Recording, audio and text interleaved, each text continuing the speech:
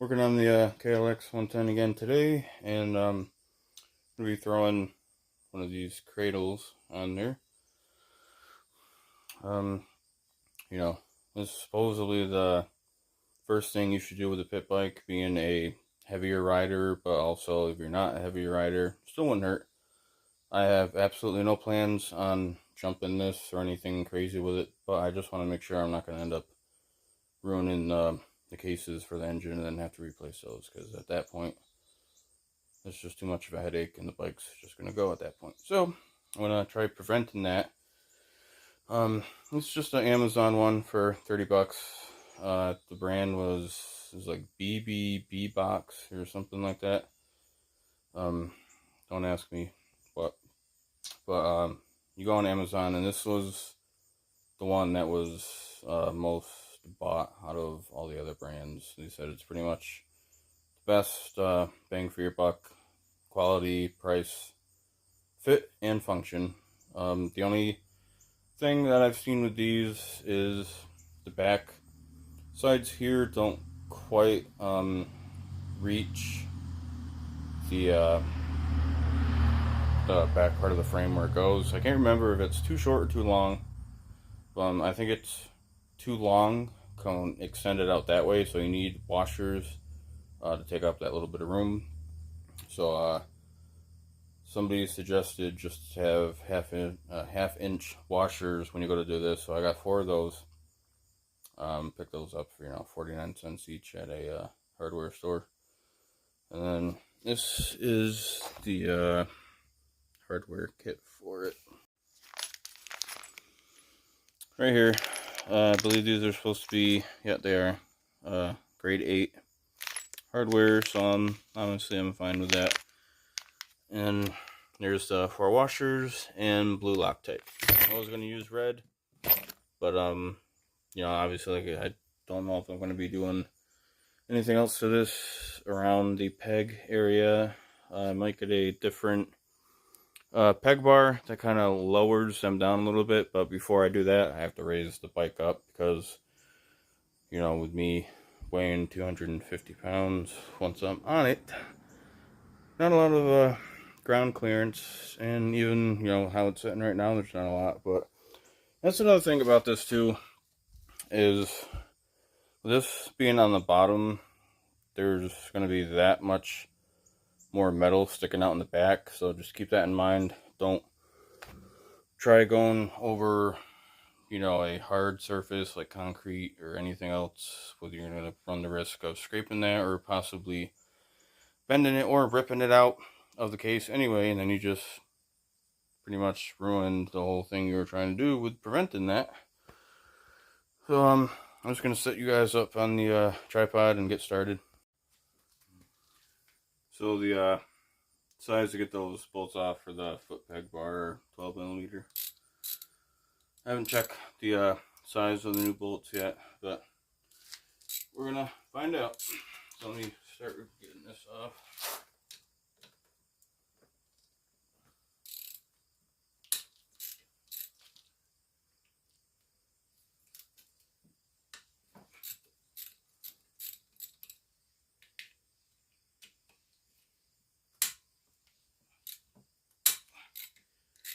Whew.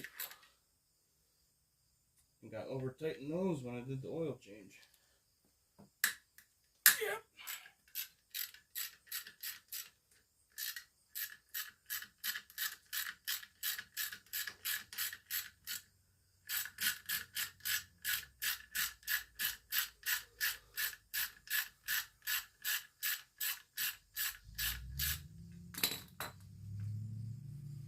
Wow. So I'm gonna compare one of the stock bolts with the longer ones that you get. Oh, it is almost twice the length. So yeah, but so as right now they do look like the same thread type. They almost look a little bit fatter, but like I said, before I go to do anything, I'm gonna just try screwing one of these in, make sure they even fit. And someone else also suggested when you go to do this, put all the bolts in first, but do not tighten them up. Just get everything lined up and then start threading them in, you know, a little bit at a time until it's all tightened up. Moving on.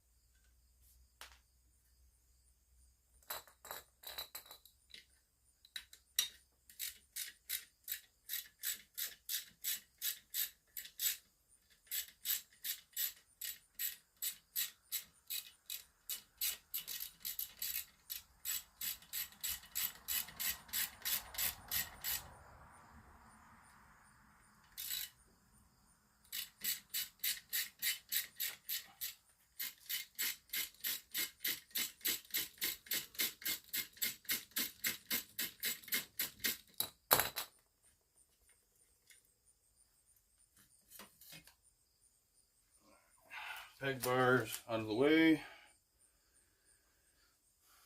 I'm just going to make a note that it goes on this way. Obviously, I don't think it really matters, but I just wanted to go back on the way it was. I am going to clean that up first somehow. But side note, I decided to clean out the end of the exhaust here because I saw that there's a ridge built up of carbon and oil. So safe to say I definitely got to repack that.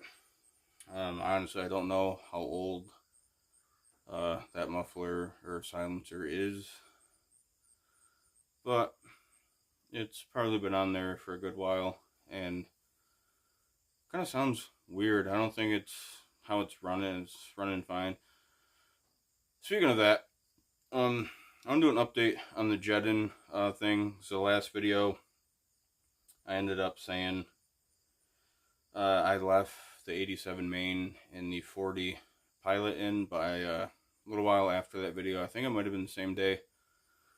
I ended up putting the 85 back in, but I used the new jets I got from the kit because at that point you might as well.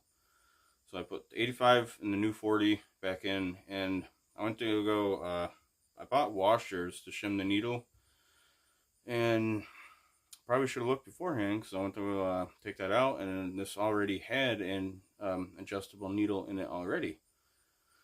So I ended up putting the clip down one position to raise the needle up. So it's the second spot from the bottom. When I first got this, it was in the middle where it normally is. So now it's richer, but it's richer in the sense for how long or how fast the throttle is opening, which with how much air this thing is moving, that's mostly what I needed, and this thing runs perfect. It has good power for being a 110. You know, like I said, with me weighing 250, this thing moves me with absolute ease. You know, sometimes I'll let go of the clutch too fast, and this thing will just want to go straight up, and that's still barely even hitting the throttle. But moves pretty good. But anyway, I got sidetracked like I normally do. But I'm gonna clean this off really quick, and then I'll pick it up from there. Ran into our first issue.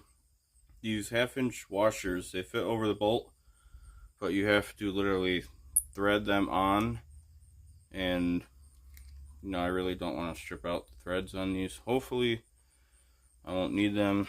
And then I noticed something else about these new bolts that it came with. Let me show you.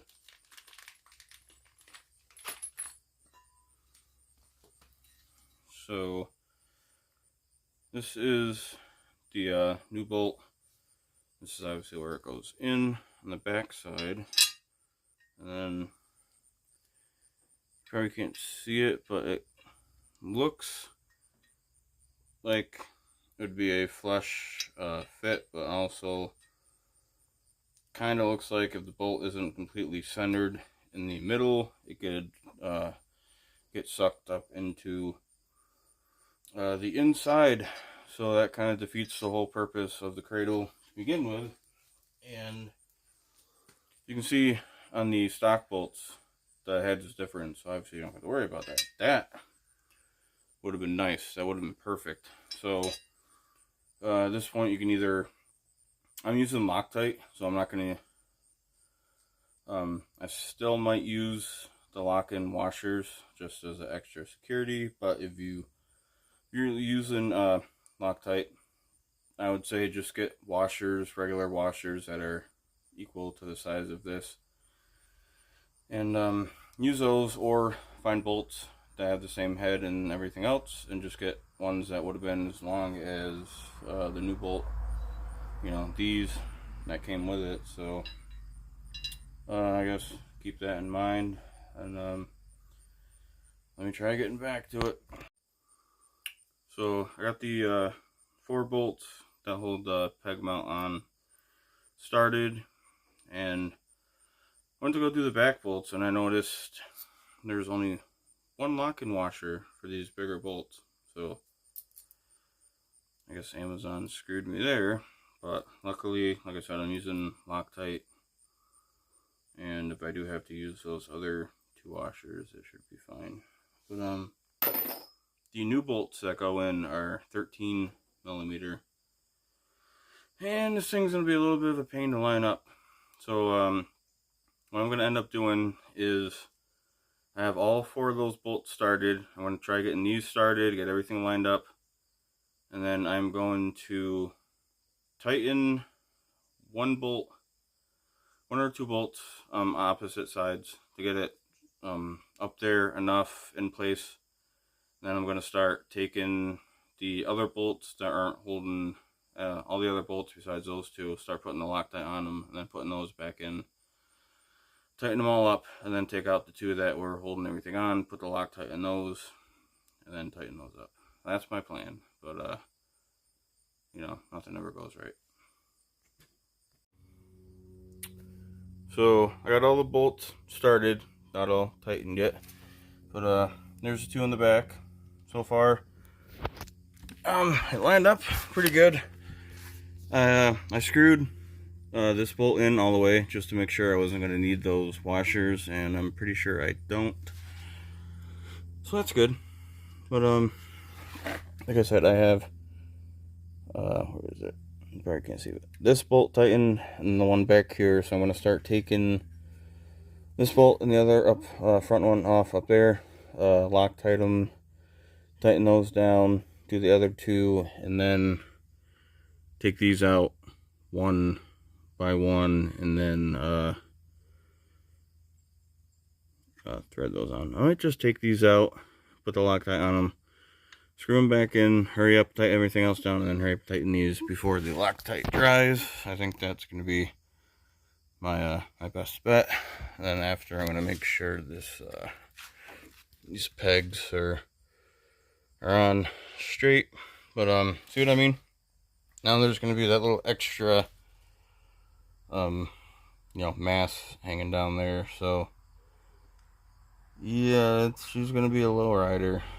So I think the next thing is definitely going to have to be that shock and the springs and dampeners for the front forks to raise it up at least an inch, inch and a half. So back to work I go. So just finished up.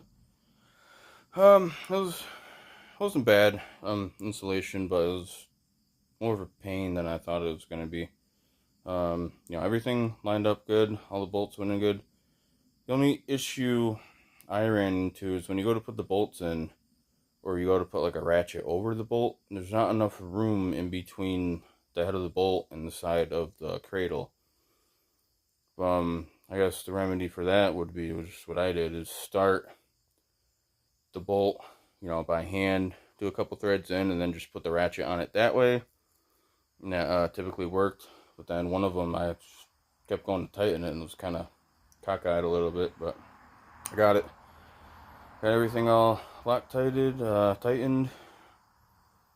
So now I guess the only thing to do now is test it out.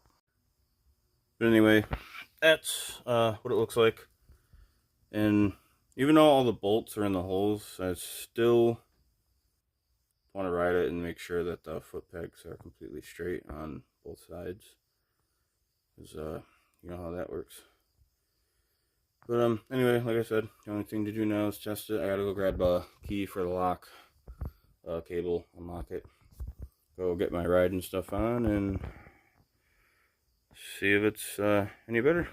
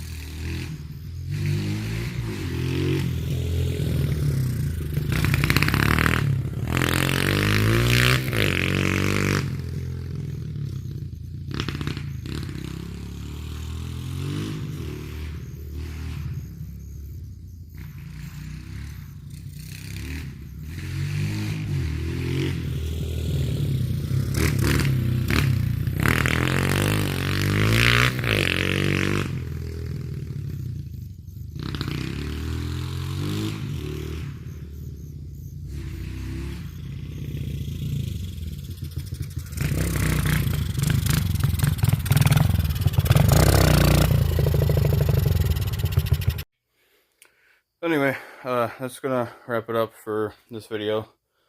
Like I said, I'm not jumping it, so I can't see a difference, but it feels really sturdy and rugged now. I feel better knowing if I ever needed that, I have it. But right now the stock suspension's on there, and it's pretty soft, so that's absorbing most of the impact. But once I get the the D&M 350 shock and the stuff for the front forks, most of, well, again, the suspension is going to take that up too, but at that point I can go over a little bit rough terrain and not have to worry. So overall, 1 out of 10, the difficulty rating putting this on, I guess really depends, but for me, somebody that's been working on things for a very long time, it's like a 2. Could have been a 1, but I actually had to operator error. I couldn't find my 21mm socket. Speaking of that, those bolts on the back, the bigger bolts, those are 21mm. So make sure you have that handy. I have a socket, but I didn't have a 1/2 inch ratchet, so I just ended up using my torque wrench. I torqued them to 20 foot-pounds, and give or take, like I said, I didn't hear it click, but when I went to go tighten it, the bike just was lifting up at that point, so I'm like, all right, well, that's good enough, close enough.